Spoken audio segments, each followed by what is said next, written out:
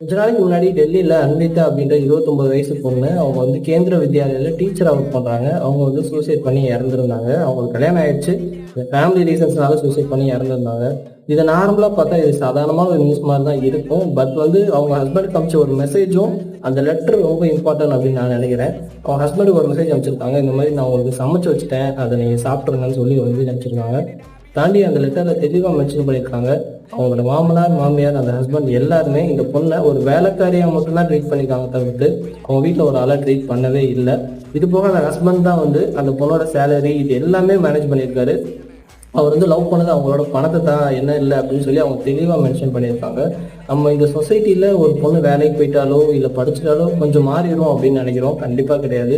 குடும்பத்துக்குள்ள இந்த பழக்க வழக்கங்கள், சடங்கு, மாமனார் மாமியார் இதை தாண்டி நீங்கள் தான் என்னை பார்த்துக்கணும் இப்படின்னு ஒரு கட்டமைப்பு, பொண்ணு வந்து சமயக்கட்டில் தான் இருக்கணுன்ற ஒரு மனநிலை எப்போ மாறுதோ அப்போ தான் இதெல்லாம் மாறும்.